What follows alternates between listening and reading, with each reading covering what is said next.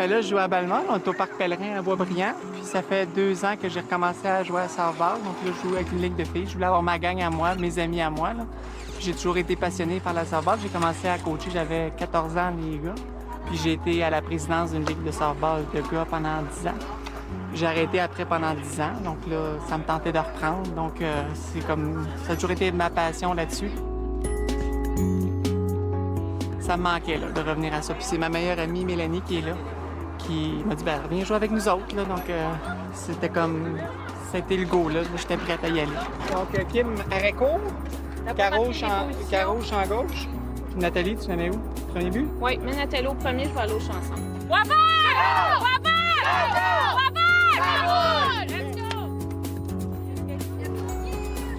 Ah, ben là, c'est sûr que je suis passé des gars aux filles, là.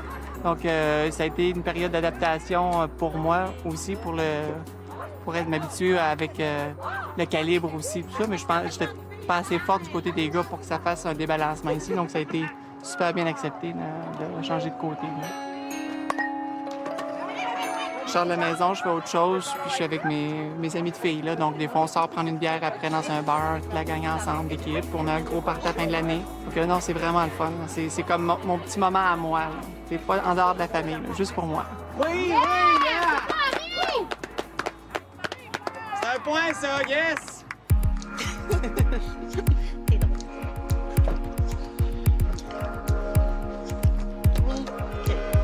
je vais regarder avant.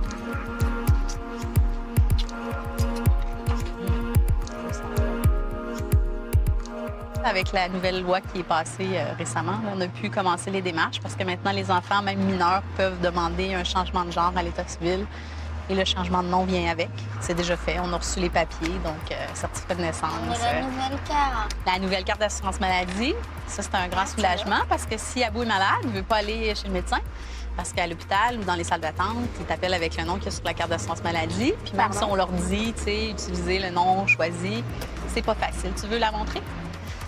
Sur la carte, le nom officiel, c'est Abou Mathéo. On lui a demandé s'il acceptait de porter 2 prénoms. Mathéo, c'était le nom qu'on avait choisi. Donc, si à l'origine, on avait su que c'était un garçon quand il est né, ce serait appelé Mathéo. Fait que, là, il y a les 2 noms sur la carte. Pour moi, c'est comme être gaucher. Tu nais comme ça, puis tu peux rien faire. Mais le regard des autres gens de dire « Ah, tu sais, c'est parce que c'est des lesbiennes, ils voulaient un gars, puis tu sais, c'est pas des vraies femmes, ou peu importe. » Je me le suis jamais fait dire, mais j'ai toujours eu peur, entre guillemets, que la société dise que c'est de notre faute. L'orientation, c'est complètement autre chose. Ça n'a rien à voir avec l'identité de genre. Je pense pas non plus que tu peux pousser un enfant à devenir gay ou à rester hétéro. Sinon, ça se saurait. Mais ça prend du courage ce que tu as fait quand même. Tu penses pas? Ouais, ça se peut. Parce que c'était tellement viscéral, tellement profond qu'il n'a même pas réalisé que c'était courageux. C'était juste un fait, c'est comme ça, puis arrêtez. Arrêtez, c'est tout, c'est comme ça, puis...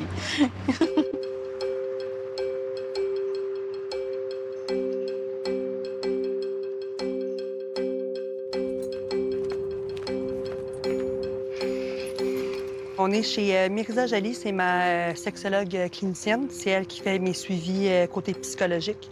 C'est elle qui me suit depuis le début. On s'en vient la rencontrer pour parler de différentes choses, aussi suite à mon rendez-vous que j'ai eu avec mon endocrinologue. Fait que c'est ça.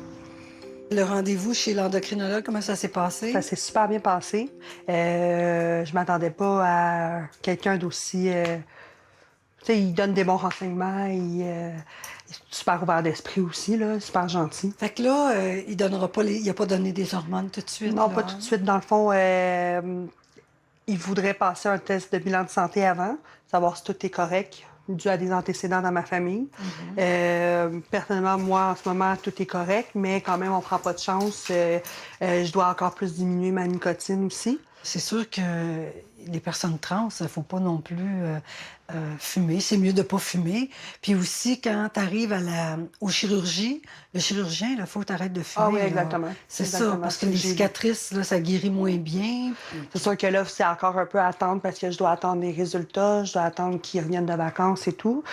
Mais écoute, ça me laisse le temps de me préparer pour d'autres choses, de me préparer pour ma santé aussi, de finalement vraiment arrêter de fumer au complet. Perdre du poids un petit peu. As-tu parlé de ça? Oui, oui, c'est sûr. Mais tu sais, il m'en a pas parlé directement, mais moi, je lui ai dit, il m'a dit, écoute, je te mentirai pas, c'est sûr de faire attention à l'alimentation et tout, mais c'est quelque chose auquel que je fais déjà attention, mais il faudrait que je fasse encore plus attention, tu comprends? Quand tu arrives avec une vulnérabilité de ton sexe de départ, ben tu as déjà ces vulnérabilités-là. Puis en prenant des hormones féminines ou les anti-androgènes et tout ça, ben tu te retrouves à d'autres fragilités, d'autres vulnérabilités. Fait que c'est comme les personnes en transition, et il faut que vous preniez soin de votre santé, que vous soyez encore plus. Oui, ben c'est oui, ça. là, c'est sûr. You're like good water pressure in a cold, rainy summer.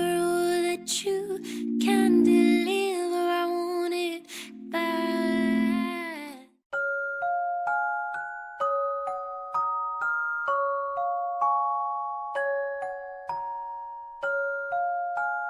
Premier rendez-vous depuis le début de la prise des bloqueurs. On s'en va au Children voir le docteur Gauche. Oui, ça nous rassure quand même. Il se passe jamais grand-chose, mais on est tout le temps content pareil.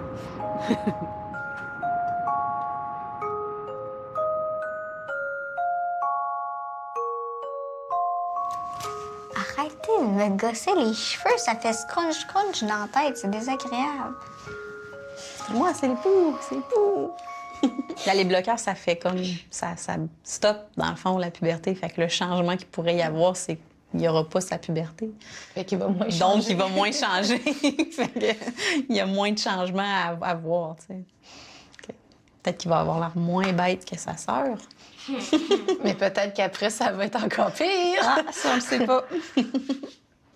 Bonjour! Ça va? Ça va bien.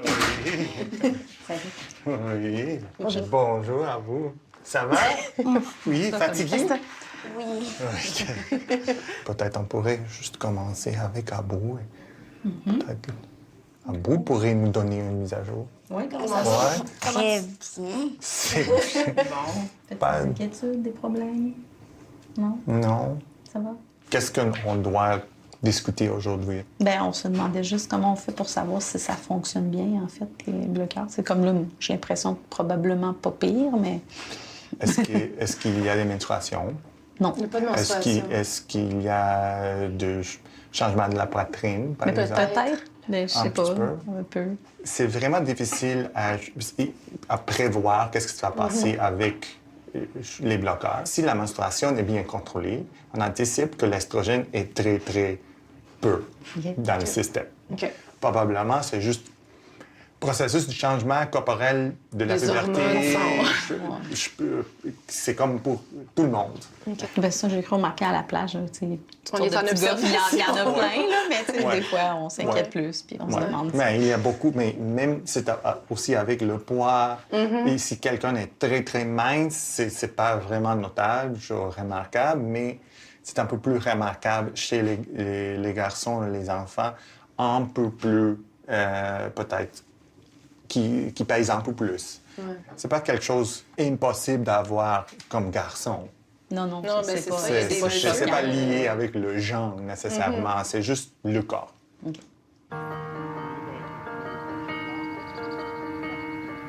Alex puis moi, on a décidé de recommencer à essayer d'avoir un bébé. Eliane nous demande très, très souvent d'avoir un petit frère ou une petite sœur. Oui.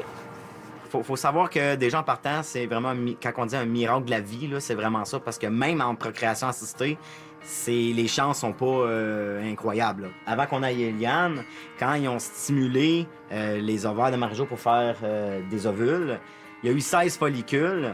Sur ces 16-là, ils ont été capables d'en récupérer 13 qui étaient matures. Il y en a juste 3 qui ont survécu. Okay? Là-dedans, il y a Eliane qui a fonctionné du premier coup en in vitro. Tu viens-tu?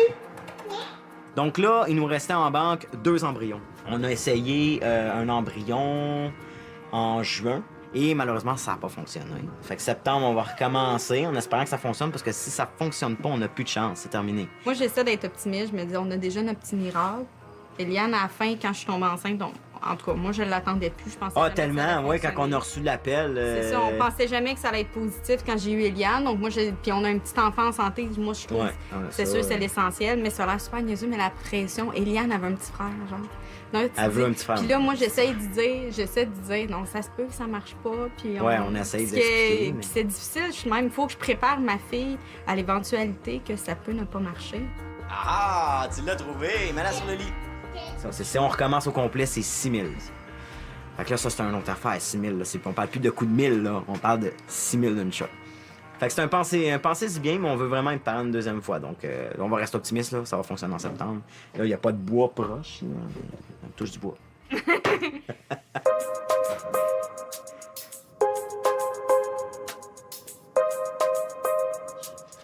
Je m'en vais au week-end fétiche. Ça faisait peut-être 10 ans que je n'étais pas allée encore. Parce que j'étais en couple, j'avais moins de temps, fait que j'ai préparé, faire des costumes, puis m'en aller là-bas, tu sais. Je vais pouvoir aller m'amuser puis voir les beaux costumes que le monde porte ce soir.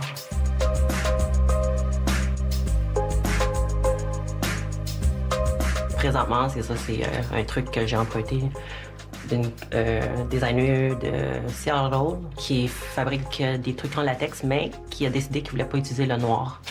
Donc, tous ses costumes sont colorés.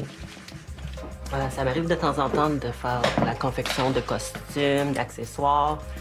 Dans le fond, c'est parce que j'avais déjà fait aussi des shows de drague il y a longtemps. Puis aussi, j'ai fait mon cours de design de mode. Donc, c'est ça m'arrive souvent de... Quand je trouve pas un truc que j'ai dans ma tête, mais je me dis, je vais le fabriquer moi-même, je vais essayer de trouver qu'est-ce que je peux faire avec. Fétiche, ça va juste me donner une occasion de sortir puis pouvoir avoir un costume, puis se faire un costume, puis un maquillage, puis tout le kit.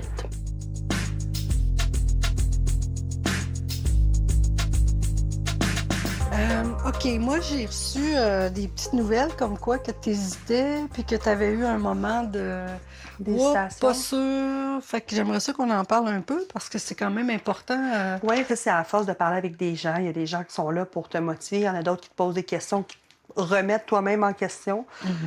C'est quelque chose que je veux et que j'ai toujours voulu, mais en même temps, c'est quelque chose qui te fait réfléchir beaucoup. Tu sais, bon, je m'embarque-tu vraiment là, à 100 %?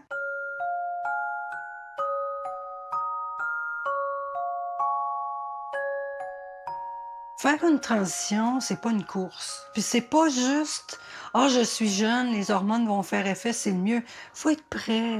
Quand tu es prête à faire une transition, c'est parce que ta dysphorie est tellement grande que tu peux pas aller par en arrière, tu peux pas rester là, faut que tu ailles de l'avant. Oui. Tu sais? Je vais étape par étape, là, je me concentre sur moi. Ouais. C'est sûr que je pense à l'avenir, ça change pas. J'ai toujours été quelqu'un qui anticipe le moment, là, le futur. Ouais, c'est ça. Entre autres, ma maman. Mais pour l'instant, je focus sur le présent. Tu sais, on a parlé à un moment donné de la dysphorie sociale, de la dysphorie physique. Puis la dysphorie de genre sociale, c'est... Moi, je me sens être une femme en dedans. Je montre une image d'une femme et je veux qu'on me reconnaisse comme une femme. Ce qui est difficile au niveau de la dysphorie, c'est de se faire appeler monsieur, lui, et se faire parler au masculin alors qu'on se sent complètement au féminin en dedans. Ensuite de ça, il y a une dysphorie qui est physique. Une dysphorie physique, quand ça vient de transition d'homme à femme, c'est des fois c'est le poil, des fois c'est les formes, des fois c'est la voix qui est plus grosse. Faire une transition, c'est pas un forfait complet. T'es pas obligé de prendre des hormones, de te faire une augmentation mammaire, changer ta voix, puis avoir un vagin. Tu peux décider que sexuellement parlant, physiquement parlant, tu l'aimes, ton pénis, puis t'as comme le goût de le garder. T'as pas le goût de te faire opérer, t'es pas rendu là.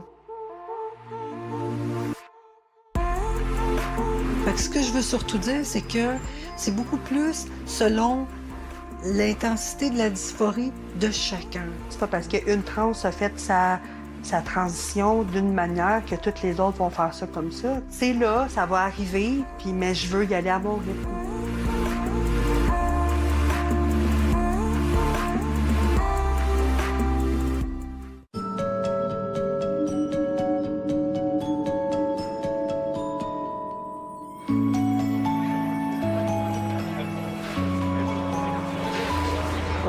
y a pas mal de curieux. Et puis, il y a beaucoup aussi de gens qui aiment le fétiche. Je veux dire qu'ils sont là pour voir les costumes. Il y en a qui sont habillés en chien, en cheval.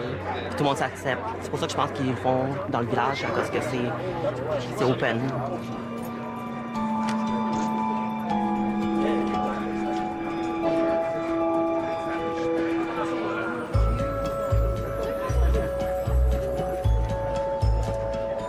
Ben, c'est pas vraiment mon milieu, je te dirais. C'est plus un milieu artistique. Je le vois plus comme ça pour les costumes, puis le monde qui sont flyés. Je suis sûr qu'il y a du monde là-dedans aussi qui sont camping, tout le kit. Puis ils viennent ici, puis ils peuvent s'amuser, ils peuvent sortir de l'ordinaire. How you doing? You look great. Ben, You look amazing. Thank you. Ben, mes parents, ils voient juste comme que je suis dans la mode, que j'aime m'habiller. J'ai déjà fait des spectacles, dans le fond. Ils voient pas, genre... Si je te dirais que j'en parlerais à ma mère, elle comprendrait pas. Ça sert à rien.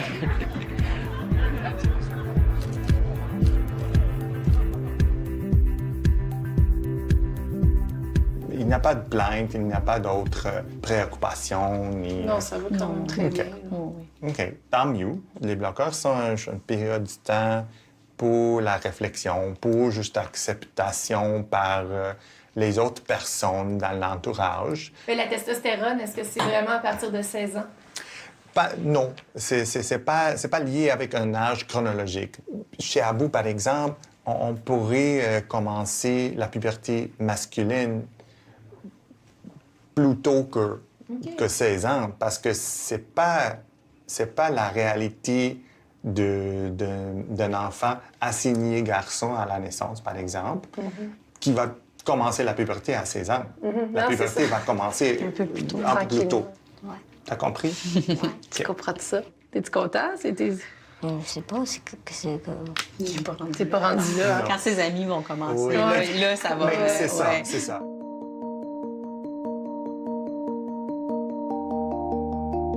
On pourrait dire que c'est incroyablement rare d'avoir le regret si on a la vraie chance à parler, à suivre les familles et les patients et à donner ce moment de réflexion avec les bloqueurs. Il n'y a pas comme des étapes prévues pour tout le monde. Et si on pourrait avoir cette conversation, le regret est toujours évité.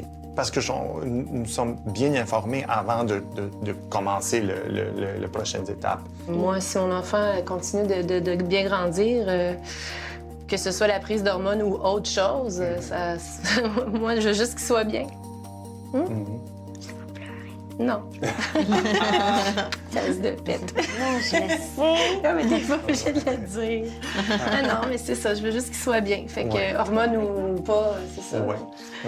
Tu sais, s'il s'assume puis qu'il est bien, ben voilà, c'est ça qu'on veut pour nos enfants, là. Ouais. On va l'écouter. Même s'il parle pas beaucoup, là, il nous dit des affaires quand même. Il nous parle plus.